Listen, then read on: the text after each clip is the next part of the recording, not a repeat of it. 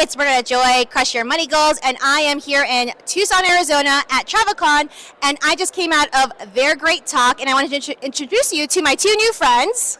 Hey, we're the Miles couple. My name is Brighton, and this is Mila.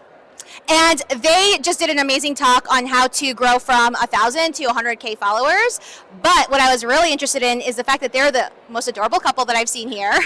And they both have really busy full-time lives, and so I wanted to ask them some tips for you guys, because you're all always asking about how do you side hustle when you have a busy life. So my first question to y'all is, you're able to grow from 1K to 100K in a year, or like in about a year? Yeah, pretty much. But y'all are not just creating content like full-time. You guys, what are you doing in your day jobs? So for me, I'm an analyst. I work for actually the government. I have a 9-to-5 job. Mila, on the other hand. Yeah, I'm getting my PhD in political science.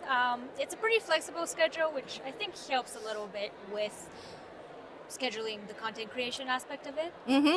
So y'all, they're not slouches here. They're working for the federal government and getting an advanced degree. So what are 3 tips that you have for folks who are wanting to start a side hustle, but they just can't find the time? Yeah, so I think a lot of it is the time management aspect and following your passion. So for me, I've always been an app geek. So it's just finding that blend. And I travel for work internationally a decent amount, and I've always wanted to sit on the front of the plane, So I've blended my passions, my interest of, aviation, and the points and miles realm, and sort of blended this together while also, working in the evening a little bit on our account.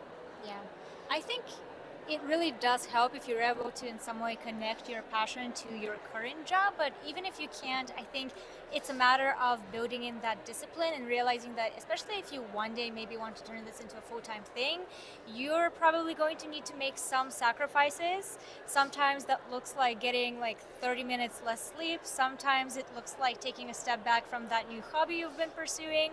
I had hobbies that I had to give up so that I could focus more on this and not fall behind on my PhD. But it's a matter of what do you prioritize and where do you envision this going. I think that's a really big tip. And also, content creation gets easier with time. Like at the beginning, we were just talking in our session, videos that used to take us 2 hours to make now only take us 30 minutes, because the more you do it, the easier it gets. You figure out your workflow, you become more efficient. So just because it looks so time consuming now doesn't mean that it's always going to be the case. Yeah. So, through experience, it does get easier. Yeah. Mm-hmm. So basically, stop stalling and get some experience in so that you get faster at what you're doing. So I love that. All right, next question is, as I mentioned, y'all seem like an adorable couple. How do you have any tips for couples who want to work together, and how do you work together without getting on each other's nerves? So I think it goes back a little bit to the prior question. I've always been interested in aviation as an av geek. And for Mila, she was into the points and miles, I would say, even a little bit before me, even though we started around the same time. It's just aligning our interests and finding that mesh, that fits between the two of us. In a way, I think our skill sets really complemented each other. He's also really good at filming content, and I'm really good at editing content.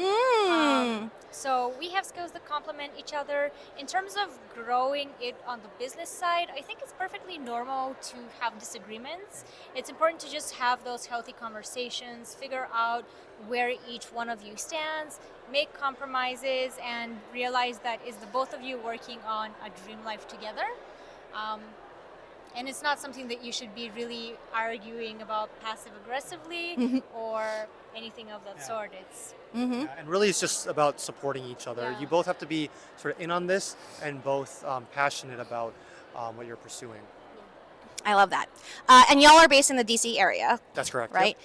So big in the news right now are a lot of people who are kind of like frustrated with the situation in the U.S. And so regardless of where you stand on those issues, I've heard a lot of people who say they need a little break. And so what is a place that you visited that you think that Americans maybe overlook? And then what's a place that's underrated that you are looking to go visit? What do you think? Do you have anything? I have one that is on our bucket list that's underrated. So let's start with that. Okay. First is Oman. So we've heard beautiful things, fantastic things about Muscat, Oman, and the surrounding areas. Everything from the sea to the beaches to the hills, and it's extremely mountainous. I've heard wonderful things from Oman. So that's definitely on our bucket list, and we hope to go soon. Can you think of anything about some places that I'm you've been to? I'm a little bit biased because I was born in Bulgaria, so I really think it's an underrated country. It has great mountains, great seaside, so great city life as well. So it's a perfect blend whether you're a more outdoorsy type of traveler or more of a city traveler, and even the surrounding area like the Balkans. Greece now, I think there's a lot of American tourists pouring in the summer especially, but the Turkish seaside I think is still more of a regional gem that the US public hasn't explored as much.